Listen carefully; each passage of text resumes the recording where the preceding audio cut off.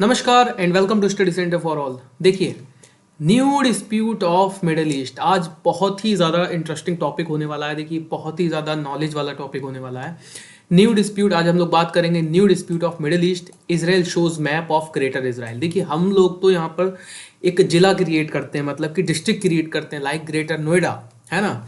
यहाँ पर इसराइल ने क्या किया है, एक अपना मैप शो किया है जिसको उसने नाम दिया है ग्रेटर इसराइल का। ठीक है, बहुत ही ज़्यादा इंटरेस्टिंग है। देखिए, होता गया है रिसेंटली इसराइल के जो विदेश मंत्रालय है उसके द्वारा एक ट्वीट या फिर कह लीजिए कि एक्स जो प्लेटफॉर्म है उस पर एक पोस्ट की जाती है जिसमें दिखाया जाता है violation of international norms, biblical map of Israel sparks outreach from Jordan. देखिए, ये जो मैप है ना, इस मैप में इसराइल ने शो किया है कि इसराइल ने कुछ हिस्सों को, जो कि जॉर्डन, अभी मैं आपको मैप के थ्रू बताऊंगा, जॉर्डन में कुछ हिस्सा, ठीक है, और अगर हम बात करें इधर फिलिस्तीन, ठीक है, इधर कुछ हिस्सा इसने अपने मैप में शो किया है जो कि इनके पहले मैप में नहीं था।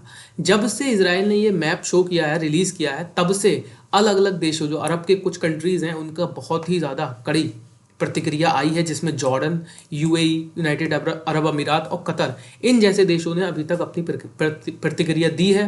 बट अगर हम बात करें तो अभी बड़े देश जो हैं जैसे कि सऊदी अरब और ईरान, इनकी प्रतिक्रिया आनी बाकी है। तो देखिए, अब हम लोग चर्चा कर लेते हैं कि इसराइल द्वारा ऐसा मैप क्यों शो किया गया है, क्यों रिलीज किया गया है। देखिए, बहुत ही ज़्यादा इंटरेस्टिंग टॉपिक है। अब देखिए, बताता हूँ मैं आपको। देखिए, 7 अक्टूबर का जो दिन था, ठीक है, 7 अक्टूबर 2023 का दिन था, जब हमास के जो आतंकवादी थे वो घुस जाते हैं इसराइल के अंदर और लगभग 1200 से ज़्यादा नागरिक इसराइल के इसमें मारे जाते हैं। जो हमला होता है हमास के आतंकवादियों द्वारा, 300 से 400 लोग इसराइल के जो हैं वो बना लिए जाते हैं बंदी, जो कि अभी भी बताया जाता है कि गाज़ा पट्टी के अंदर, इधर जो गाज़ा पट्टी थी उसके अंदर अभी भी बंदी बने हुए हैं।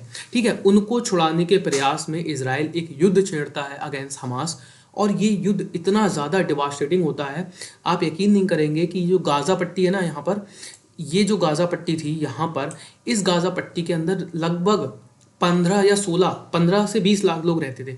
इन सब लोगों को इसराइल ने यहाँ पर, इसको कहा जाता है बिल्कुल ओपन प्रिजन, मतलब कि वर्ल्ड का ओपन प्रिजन। ये इस एरिया को इसराइल बिल्कुल एकदम मान लीजिए पॉश बना के रखता है, एकदम बंद करके रखता है। जब इसराइल ने यहाँ पर हमास के विरुद्ध गाज़ा पट्टी में युद्ध छेड़ा था, तो उस समय इसराइल ने यहाँ पर पानी, बिजली, बात करें कि हर एक चीज़, रिसोर्सेज की सप्लाई बंद कर दी थी। ठीक है, और यहाँ से इतने सारे लाखों में लोग भाग कर जा रहे थे इजिप्ट की तरफ, मिस्र की तरफ।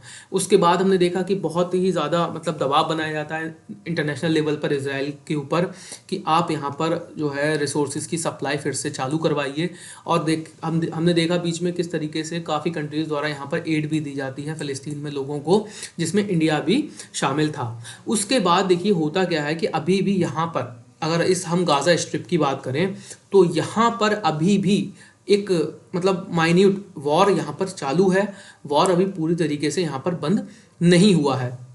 ठीक है, क्योंकि अभी भी इसराइल के जो नागरिक हैं वो यहाँ पर बंदी बने हुए। मेरी आप पिछली वीडियोस देखेंगे तो उनमें मैंने हर एक चीज़ छोटे छोटे लेवल पर कवर की हुई है। आप जब उन वीडियोस को देखेंगे तो सारी चीज़ें आपको क्लियर हो जाएंगी। देखिए, ये युद्ध चल ही रहा था हमास और इसराइल के बीच में यहाँ ये जो लेबनान है ना, ये है लेबनान। यहाँ से हिजबुल्ला यहाँ पर बहुत ज़्यादा ताकतवर था।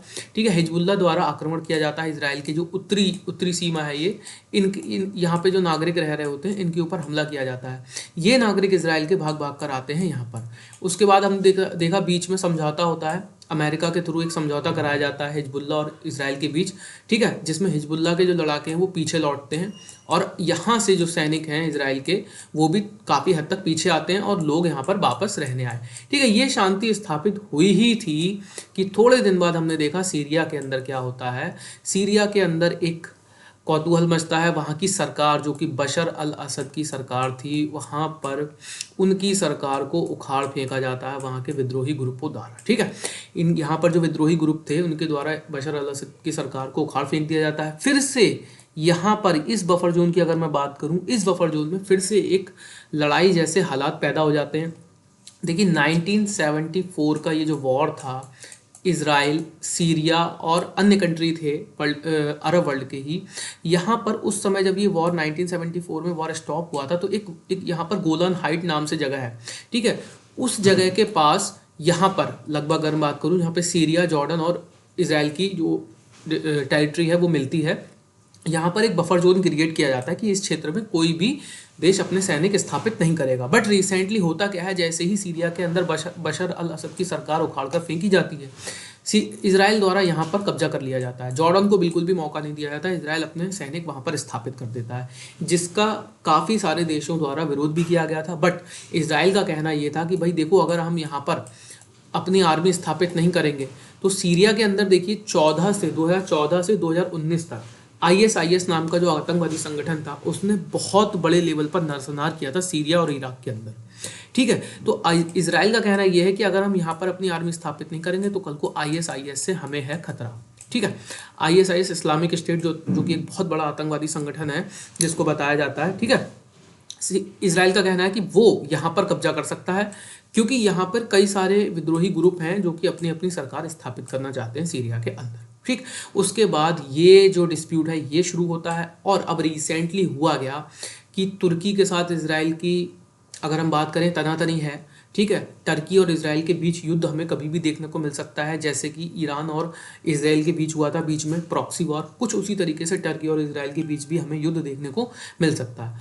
बट अब रिसेंटली इसराइल ने क्या किया है, इसराइल ने एक मैप शो किया है। ठीक है, ये देखिए बीच में जब इसराइल ने बहुत बड़े लेवल पर हमला किया था फ़िलिस्तीन के अंदर, ठीक है, गाज़ा पट्टी के अंदर, जब हमास को मार रहा था इसराइल, उस समय इंटरनेशनल कम्युनिटी द्वारा बहुत ज़्यादा इसराइल पर दबाव बनाया गया था। उसके बाद इसराइल ने यहाँ पर एक मैप शो किया था जिसमें उन्होंने लिखा था कर्स इन्होंने किस किस को बताया है, ईरान, इराक और सीरिया को। मतलब कि ये एक ऐसे देश हैं अरब मतलब मिडिल ईस्ट के अंदर जो कि यहाँ पर सिर्फ और सिर्फ बवाल चाहते हैं, मतलब शांति बिल्कुल भी नहीं चाहते हैं। ठीक है, अब रिसेंटली इसराइल का जो विदेश मंत्रालय है उन्होंने एक मैप, मैं अगर कहूँ तो एक मैप शो किया है। देखिए ये ट्वीट किया इन्होंने एक्स पर एक पोस्ट किया है जिसके बाद बहुत ज़्यादा बवाल मचा हुआ है। देखिए ये जो ट्वीट है ना, ये जो पोस्ट है इसमें ये दर्शाया गया है कि इसराइल 3000, मैं इसका आपको हकीकत बताता हूँ, इसराइल की जो स्थापना है ना वो 3000 साल पहले हुई थी। ठीक है, अब ये जो ट्वीट है वो साफ साफ दर्शाता है इसराइल के प्राचीन साम्राज्यवाद को। ठीक है, यही कारण है कि कतर, जॉर्डन और UAE द्वारा बहुत बड़े लेवल पर इस ट्वीट को क्रिटिसाइज किया गया है और विरोध जताया जा रहा है। देखिए अब इंटरेस्टिंग ये होगा ना कि अभी प्रतिक्रिया आनी बाकी है ईरान और सऊदी अरब और जो अन्य बड़े कंट्री हैं मिडिल ईस्ट के, उनकी प्रतिक्रिया आनी बाकी है।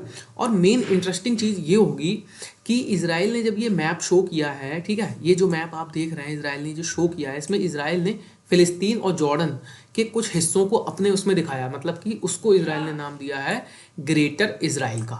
ठीक है, अब इंटरेस्टिंग चीज़ ये होगी कि अमेरिका सऊदी अरब का भी बहुत अच्छा दोस्त है और मिडिल ईस्ट के अंदर अमेरिका की बहुत अच्छी पैठ है, ये बिल्कुल भी इसमें दो राय नहीं है। अब इंटरेस्टिंग चीज़ ये होगी कि उधर आने वाले हैं डोनाल्ड ट्रंप सत्ता में, 20 जनवरी को डोनाल्ड ट्रंप शपथ ग्रहण करने वाले हैं और डोनाल्ड ट्रंप बहुत अच्छे दोस्त माने जाते हैं किसके, बेंजामिन नेतन्याहू के। देखिए इंटरेस्टिंग ये है, इसराइल ने इस मैप को इसलिए शो किया है क्योंकि हाल फिलहाल में या जल्दी में ही इसराइल के अंदर होने वाले हैं इलेक्शन और इसराइल किसी भी मूवमेंट पर अपने आप को पीछे बिल्कुल भी नहीं दिखाना चाहता है क्योंकि सत्ता में फिर से आना चाहते हैं कौन, बेंजामिन नेतन्याहू इसराइल के अंदर।